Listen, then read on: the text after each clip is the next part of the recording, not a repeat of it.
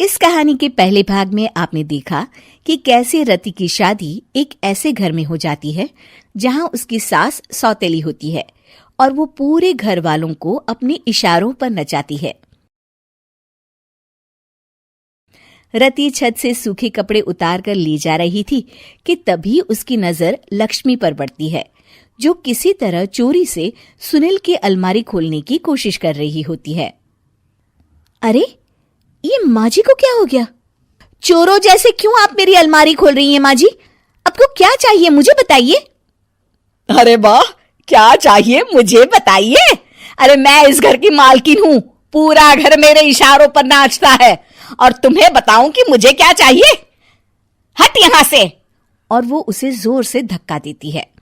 जैसे ही लक्ष्मी रति को धक्का देती है, उसके सर पर चोट लग जाती है और वो बेहोश होकर गिर जाती है।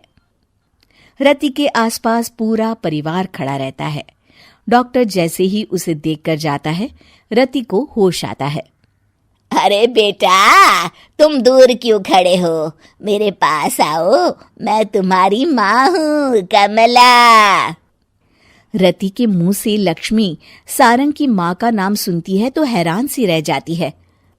क्या बोला रति बहू? चुप कर डायन, तूने मेरे पति और बेटे का हाल बेहाल कर दिया।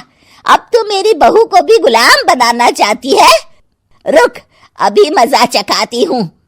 ये कहकर जैसे उसे पकड़ने की कोशिश करती है, लक्ष्मी वहां से भाग जाती है। लक्ष्मी के जाने के बाद रति अपने ससुर और पति की तरफ देखकर मुस्कुरा देती है। दोनों समझ जाते हैं कि ये रति की चाल है। अगली सुबह लक्ष्मी का पति खाना लेकर खेत में जाने के लिए निकल ही रहा होता है कि लक्ष्मी उसे रोक देती है। अरे कहाँ चल दिए खाना लेकर? आज घर का काम कौन करेगा? तभी पीछे से रति आ जाती है और जोर से चिल्लाती है। कौन इनको काम पर जाने से रोक रहा है? मैं अभी उसे मजा चखाती हूँ। जैसे ही रति लक्ष्मी की तरफ बढ़ती है, लक्ष्मी घबरा जाती है। मैं तो मजाक कर रही थी बहन। आखिर मैं कौन होती हूँ रोकने वाली? मैं तो बस ये पूछ रही थी कि घर का काम कौन करेगा? कौन क्या? तू करेगी। चल उठा झाड़ू और शुरू हो जा।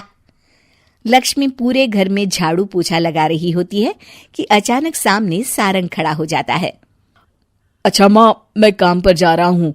रति के मामा की फैक्ट्री है, मैं वहां आज से मैनेजर के तौर पर काम करूंगा। सैलरी भी अच्छी है। अरे सारंग, तुझे क्या जरूरत पड़ गई काम करने की? और बेटा, तू बाहर काम करेगा तो इस बड़े से घर को मैं कैसे संभालूंगी? अभी तो पूरा काम बाकी पड़ा है।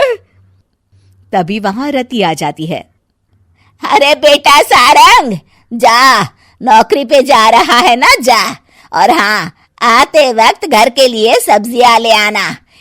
ये लक्ष्मी बैठी बैठी मोटी हो रही है, जरा काम भी तो कर ले।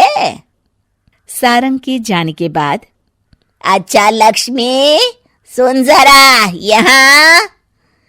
लक्ष्मी अपनी बहू रति को सारंग की पहली माँ जो मर गई है वो समझकर उसके पास जाती है। अरे बहन, ऐसा क्या हो गया जो तुम्हें वापस आना पड़ा? मैं तो बड़े ही प्यार से इस परिवार को चला रही थी।